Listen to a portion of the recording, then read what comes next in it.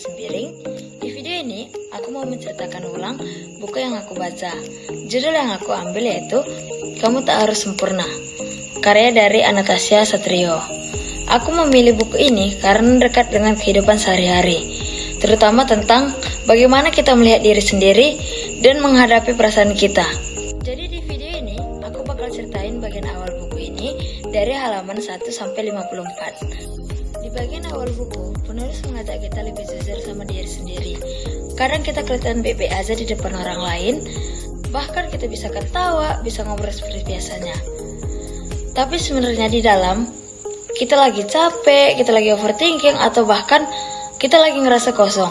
Dan menurut aku ini relate kali, karena kita seringkali lebih fokus nunjuki yang bebe aja ke orang lain. Tapi kita lupa nanya ke diri sendiri, sebenarnya aku lagi bebe aja gak sih? Terus di buku ini juga dibahas tentang depresi, terutama di kalangan remaja.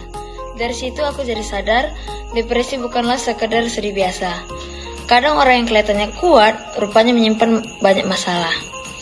Dan gak semua orang yang berani untuk cerita. Di sini aku jadi mikir, mungkin di sekitaran kita ada orang yang lagi berjuang, tapi kita gak sadar. Jadi di sini kita diajak untuk peka terhadap sekitaran kita. Selain itu, penulis juga membahas tentang rasa syukur. Di sini kita tidak disuruh untuk selalu bahagia atau memaksakan diri untuk bersyukur. Justru kita diajak untuk pelan-pelan melihat hal-hal kecil yang sering kita anggap biasa. Hal sederhananya, kita masih bisa bangun pagi, masih bisa ngobrol sama orang terdekat. Itu sebenarnya hal yang paling berharga. Lalu masuk ke pembahasan tentang emosi. Di sini penulis menekankan bahwa semua emosi itu adalah hal paling wajar. Kita boleh sedih, kita boleh marah, kita boleh kecewa. Dan jujur, ini penting banget.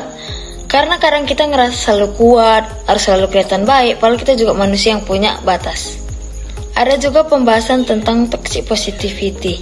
Kadang kita pernah dengar kalimat seperti, harus positif terus ya, jangan sedih terus ya. Padahal sebenarnya kita itu lagi butuh didengar, bukan disuruh kuat terus. Dari situ aku jadi sadar, ternyata gak semua hal harus dipaksakan jadi positif.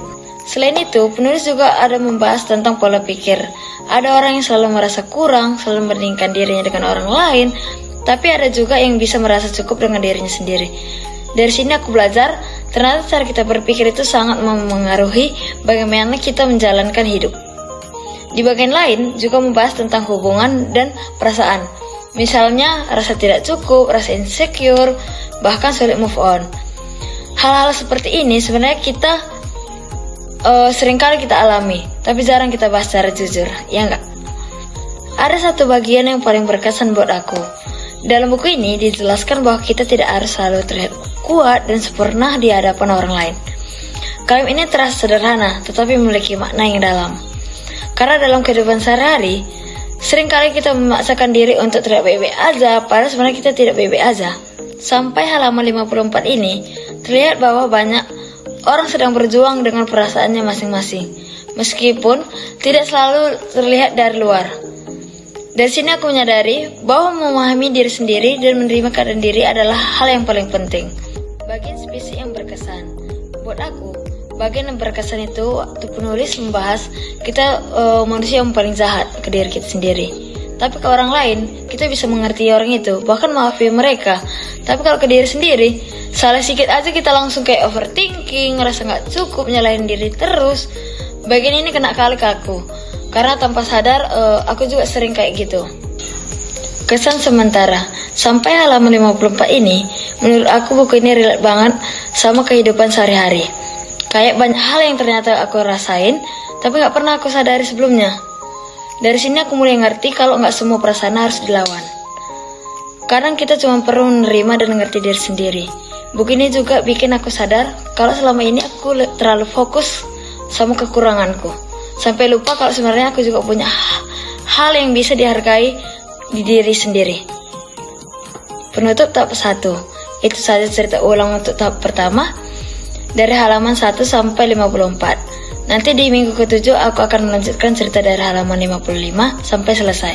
Terima kasih sudah mendengarkan.